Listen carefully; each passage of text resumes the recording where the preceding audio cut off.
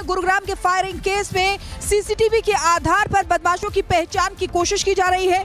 कुल 5 बदमाशों ने करीब 32 राउंड की फायरिंग की थी।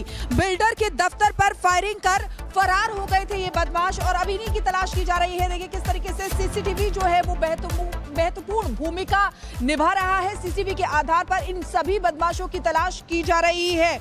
कुल 5 बदमाश हैं जिन्होंने 32 राउंड फायरिंग उस समय की थी। आपको याद होगा कि किस तरीके से बिल्डर के दफ्तर पर ये सभी बदमाश पहुंचे थे और वहां पर फायरिंग करके फरार हो गए थे। साहिल हमारे साथ इस खबर के साथ जुड़े हुए हैं। साहिल, इस खबर को लेकर क्या अपडेट है आपके पास? देखिए, गुरुग्राम पुलिस जो है फिलहाल उन तमाम शूटर्स की तलाश कर रही है जिन शूटर्स ने देर रात MNR बिल्डमार्क के ऑफिस में ताबड़तोड़ फायरिंग की थी। इस वक्त मैं मौके पे मौजूद हूँ। पहले तो मैं तस्वीरों के माध्यम से दिखाना चाहूँगा। एक MNR बिल्डमार्क ऑफिस है। यहीं पर ही कल रात 9 बजे के आसपास 5 शूटर्स आते हैं। इस ब्लैक कलर के जो आप गेट देख रहे हैं, इस गेट को फान के अंदर जाते हैं। यहाँ पे 2 लग्जरी गाड़ियाँ खड़ी हुई थी और गाड़ियों समेत जो बाहर सामने की तरफ शीशे आप देख रहे हैं, पूरे शीशों पे गोलियों के आपको जो निशान है वो यहाँ पर नज़र आ रहे हैं, क्योंकि 5 बदमाश हथियारबंद थे, अंदर एंट्री करते हैं और ताबड़तोड़ गोलियां चलाना शुरू कर देते हैं। आगे की तरफ 2 लग्जरी गाड़ियां भी खड़ी थी। गाड़ियों पे भी बुलेट के मार्क्स है, लेकिन गाड़ियों को यहाँ से हटाया जा चुका। लेकिन सामने की तरफ आप देख सकते हैं पूरे आपको जो फ्लोर नज़र आ रहा है शीशों का, कुछ शीशे जो हैं वो टूटे हुए नज़र आ रहे हैं, कुछ शीशों पर जो बुलेट के जो मार्क्स हैं वो दिखाई दे रहे हैं। ये पूरी जो घटना है, मेरे विजय इरफान एक बार बाएं और CCTV कैमरे लगे, कैमरे फुटेज दिखाएं। ये CCTV कैमरों में ये पूरी जो घटना थी वो कैप्चर हो जाती है। और फिलहाल मौके पे अभी ACP गुरुग्राम पहुंचे हैं। पुलिस टीम यहाँ पे डिप्लॉय की गई है। जो बिल्डर है, जो मेन यहाँ के ओनर है, वो अंदर मौजूद है। पुलिस जो है उनका स्टेटमेंट रिकॉर्ड कर रही है, क्योंकि पुलिस मामले की तफ्तीश कर रही है। मेरे पीछे की ओर आप ये देख सकते हैं, जिस समय फायरिंग का इंसिडेंट हुआ तभी से यहाँ पर जो लोग थे वो यहाँ पर पहुँचे हैं। सर, जैसे ही घटने की जानकारी यहाँ पता चली है तभी से जो बिल्डर्स के जो सहयोगी हैं या कहा जाए रिश्तेदार हैं वो यहाँ पर पहुँच रहे हैं, क्योंकि इस पूरे बिल्डर के ऑफिस को टारगेट करना मकसद था कि डराना धमकाना। सोर्स ये बता रहे हैं कि पुलिस जो है इस पूरे मामले में जांच कर रही है और ये पता चला कि पुराना कोई पैसे का लेन देन था। उस पुराने पैसे के लेन देन के चलते जो है कल जो है यहाँ पर फायरिंग की गई है। लेकिन पुलिस दोनों एंगलों से जाँच कर रही है, पुराना पैसे का लेन देन है या फिर कोई एक्सटॉर्शन है, क्योंकि इस पूरे हमले की जो जिम्मेदारी वो गैंगस्टर दीपक नादल ने ली है, क्योंकि इससे पहले भी 2 हमले जो है दीपक नादल ने किए थे। फाजलपुरिया पे फायरिंग करवाई थी, वो भी दीपक नादल का नाम आया था। गैंगस्टर है जो कि विदेश में बैठा हुआ है। दूसरा जो शौकीन का मर्डर हुआ था, जो कि फाजलपुरिया का करीब था, उस पर भी जिम्मेदारी जो थी गैंगस्टर दीपक नादल ने ली थी। तो कहा जा सकता है कि गुड़गांव के अंदर गैंगस्टर दीपक नादल जो है वो पैर पसार रहा है और धीरे धीरे जो बड़े व्यापारी हैं या बिल्डर है उनको टारगेट कर रहा है, क्योंकि इस ऑफिस को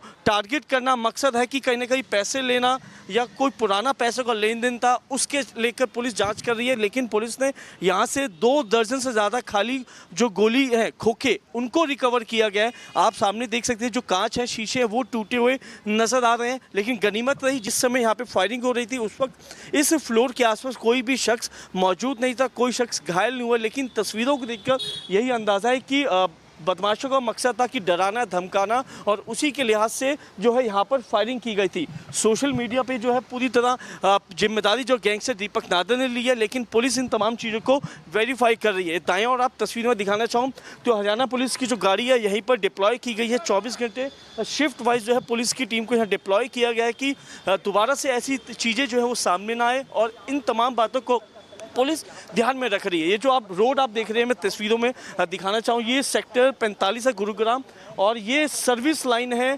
पुलिस बदमाशों ने रात के 9 बजे समय इसलिए चिन्हित किया क्योंकि रात के समय यहाँ पे वाहनों की मूवमेंट जो है वो कम रहती है, लोगों की मूवमेंट वो कम रहती है, और इसीलिए 5 बदमाश जो है बाइकों पे आते हैं। बाइकों पे आने के बाद यहाँ पर बाइक रोकते हैं और यहाँ से ये जो ब्लैक कलर का गेट आप देख रहे हैं, यहाँ से ब्लैक का गेट फांद कर अंदर जाते हैं। यहाँ पे लग्जरी गाड़ियाँ खड़ी थी जो कि बिल्डर्स की थी, और बिल्डर्स के दफ्तर पे जो थी ताबड़तोड़ फायरिंग करना शुरू कर देते हैं। लेकिन अभी ACP गुरुग्राम अंदर मौजूद है। सभी चीज़ों को जो है वेरीफाई किया जा रहा है, क्लियर किया जा रहा है कि वाकई में कोई पुराना रंजिश है या पुरानी पैसों का लेन देन है, या फिर किसी गैंगस्टर ने एक्सटॉर्शन मनी मांगी है, या उसी के एवज में डराने धमकाने के मकसद से यहाँ पर फायरिंग की गई है। क्योंकि जितने भी अब बाउंड्री भी अब CCTV कैमरे यहाँ पे लगे हुए देख रहे हैं।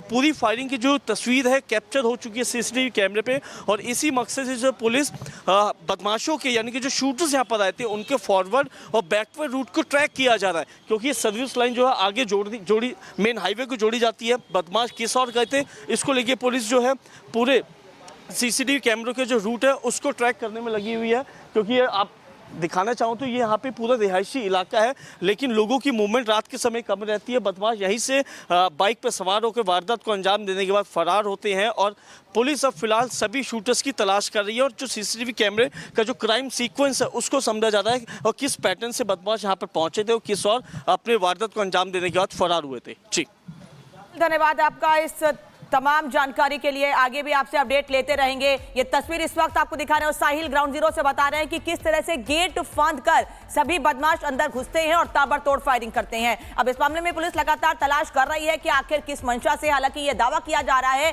कि पैसे के लेन देन को लेकर ये पूरा विवाद था, और इसीलिए इसी विवाद की वजह से, पैसे के लेन देन की विवाद की वजह से बहुत दिनों से पैसे की मांग की जा रही थी, नहीं मिल रहा था, उसके बाद फायरिंग की गई है। लेकिन इस तरह से माहौल खराब करना कानून व्यवस्था पर सवाल भी खड़े करता, और साथ ही ये भी बात कि अब कब इन लोगों की गिरफ्तारी होगी, क्योंकि आसपास के लोगों में डर है कि सरेआम ऐसे फायरिंग हो गई। अभी किसी को नुकसान नहीं हुआ, लेकिन जानमाल का नुकसान हो सकता था। साइबर सिटी गुरुग्राम में एक बार फिर फायरिंग से दहल उठा है, और मार्केटिंग कंपनी के ऑफिस पर ताबड़तोड़ फायरिंग की गई है। 30 से 32 राउंड फायरिंग की गई है। रिपोर्ट आपको दिखाते हैं कि इस फायरिंग के बाद क्या हुआ है, पुलिस क्या कर रही है इस पूरे मामले में, और आगे कैसे कार्रवाई के दावे पुलिस की ओर से किए जा रहे हैं।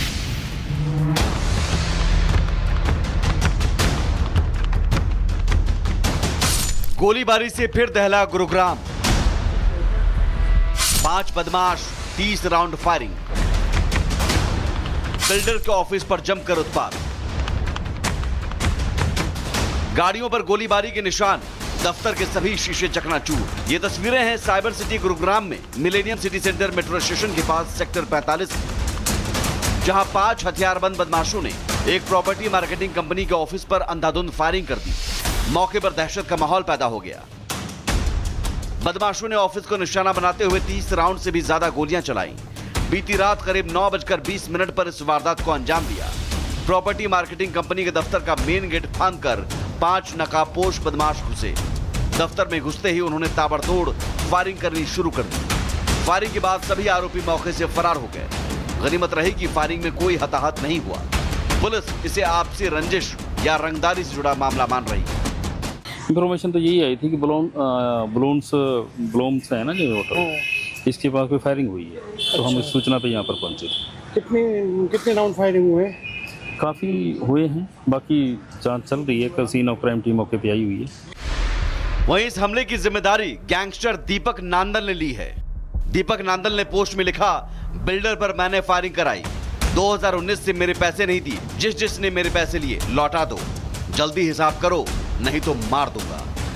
बता दें कि पुलिस ने घटनास्थल से गोलियों के 30 से अधिक खोखे बरामद किए हैं। पुलिस टीम आसपास लगे सीसीटीवी फुटेज खंगाल रही है ताकि हमलावरों की पहचान की जा सके और उनकी गिरफ्तारी सुनिश्चित हो। लेकिन गुरुग्राम जैसे हाई प्रोफाइल और कॉरपोरेट हब माने जाने वाले शहर में इस तरह की गोलीबारी ने लोगों की सुरक्षा को लेकर कई सवाल खड़े कर दिए। Bureau report, Republic Bharat.